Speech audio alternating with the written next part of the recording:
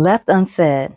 Some things are left unsaid, not because one does not have the heart to say it, because they listen to their heart of wisdom. Restraint is a huge act of maturity.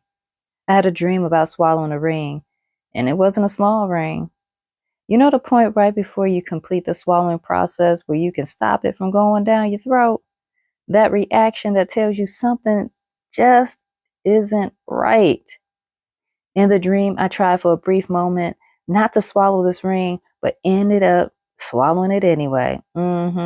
Someone in the dream tried to get it out by conducting the Heimlich maneuver. To no avail, the ring was in my throat and traveling on its merry way. My response in the dream, it will come out somehow.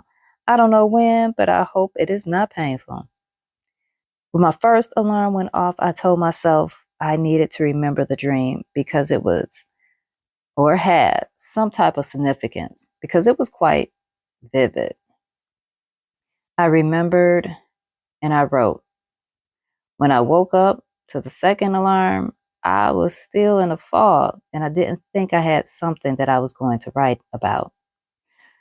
To the search I went because I needed clarity on this ring swallowing dream.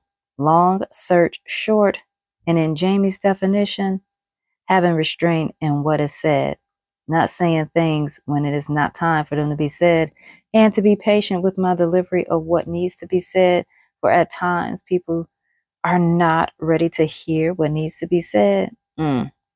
Things that are being shared with them should be digestible even when they may sting a bit. Wow, what pen to paper will do for you. I needed to be reassured that when I restrict myself from saying certain things, that I'm not being a coward, but I am assessing the situation accordingly and handling it with tact. I've come a long way from saying too much or not saying anything at all. Being able to identify when to speak and when not to speak has given me more power of freedom of speech than just saying whatever I want to say, as it allows me to assess the situation properly and then say what is truly needed at that time. Things being left unsaid in certain situations can have life or death attached to them. Ooh, as our words have power. If you are choosing to speak life, then continue on.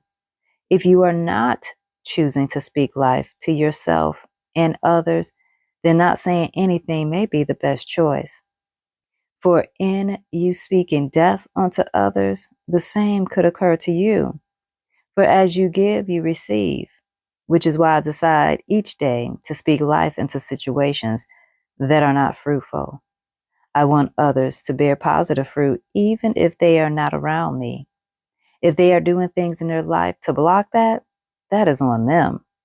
Some things will remain unsaid from me because there are times when people need to figure things out for themselves and do their own due diligence. I speak life into myself, and the unsaid things that don't need to be said is because I'm not putting them out in the atmosphere to disrupt my joy, peace, and happiness.